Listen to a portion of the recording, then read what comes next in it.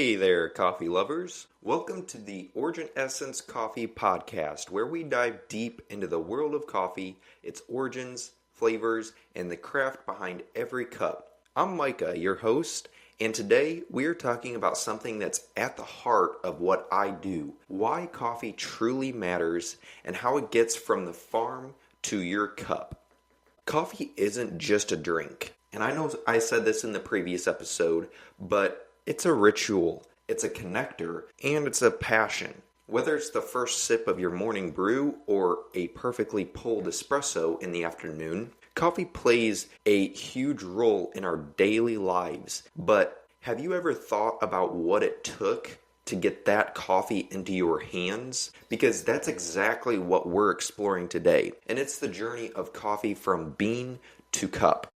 So let's start with the big question. Why does coffee matter? And you may be asking me this and wondering, why am I, doing this podcast? Why am I doing all of this stuff for coffee? And let me tell you, besides keeping us awake, coffee is one of the most consumed beverages in the entire world, second to water. But its importance goes far beyond the caffeine. First, coffee is a cultural experience. Every country has its unique way of enjoying it. Espresso in Italy, Turkish coffee in the Middle East, pour over in Japan. It's a universal language. And the second thing is coffee is an economic powerhouse. It literally supports over 125 million people worldwide, from farmers to baristas, and every person in between.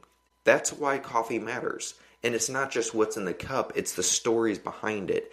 Coffee is a huge part of our lives, and that's why it's so important to me. This brings us to the next part of today's episode, how coffee is made. Have you ever wondered how those little beans travel thousands of miles just to land in your favorite mug? Let me break it down for you. The story of your coffee starts in what's called, or what we call, the coffee belt. It's a region around the equator where coffee grows best. Countries like Ethiopia, Colombia, Brazil, and Kenya are just a few of the top producers, but the process is anything but simple. It's anything but a short process.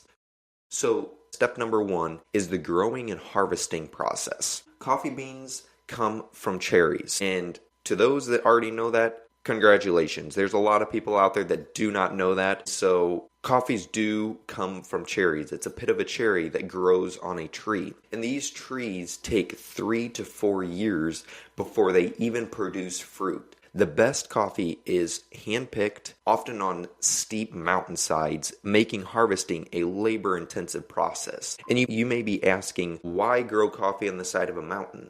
Well, the climate, the weather, the elevation, the soil, all of those things determine how the coffee will taste, and it also helps the coffee grow. And all of those things are benefits for the coffee. And so that is the reason why coffee grows in such intense conditions on the side of mountains, in rainy conditions, things like that. Step 2 in the process is what we call the processing the beans. The cherries are picked. The coffee cherries go through either a wash process, which brings out a lot of brighter flavors in the coffee, or a natural process, which gives coffee more body and sweetness. I will break that down in another episode, but we'll save that for another future episode. This step is critical, and it determines so much of the coffee's final taste.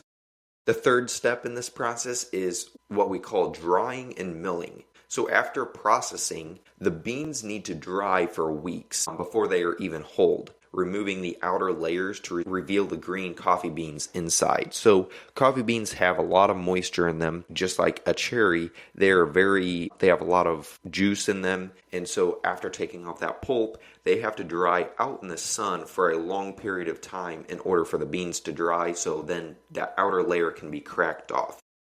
Step 4 in the process is the exporting and roasting process. Green coffee beans are then shipped worldwide where they're roasted to perfection. And this is where we, as roasters, work our magic, controlling time and temperature to bring out these best flavors. We, as roasters, work with a lot of importers that will work directly with the farmers to get the coffee imported, so the roasters don't have to worry about that process. They are just doing the roasting. One fun fact is coffee roasting is basically a mixture of art and science. You can take the same bean and create completely different flavors depending on how you roast it. That's what makes coffee roasting so exciting, and that's why I love it myself, because it is literally is a science and an art, and you can break down one bean and get so many different flavor profiles from it, and that's the fun in roasting. Step number 5 is the grinding and the brewing process. Finally, once coffee is roasted, it's ground to the right size for different brewing methods such as espresso, pour over, French press, and that's when we finally get to enjoy the fruits of all the hard work that went into these beans. So whether you're getting your cup of coffee from a coffee shop and you're getting espresso, or you're brewing espresso at home, or you're grinding your beans and brewing a pour over, French press, the next time that you take a sip of your coffee, I hope you can take a second to think about the journey it's been on, from a farm in Ethiopia or Colombia to the hands of skilled roasters, and finally to your cup. It's such a long process, and there's a lot of hands that those beans have gone through, and there's people that have put a lot of work into those beans, and so it's just amazing to step back and think about the journey that those beans have been on before they even have gotten to your cup. So with that, if this episode has sparked something for you, let me know. What's your favorite brewing method? Leave a comment or tag us on social media at Origin Essence Roasting Co. If you love this episode, make sure to subscribe, because next week we're diving into Roasting 101. What makes a light roast, medium, and dark roast so different? So thanks for listening, guys. Until next time, keep brewing, keep exploring, and keep savoring the journey in every cup.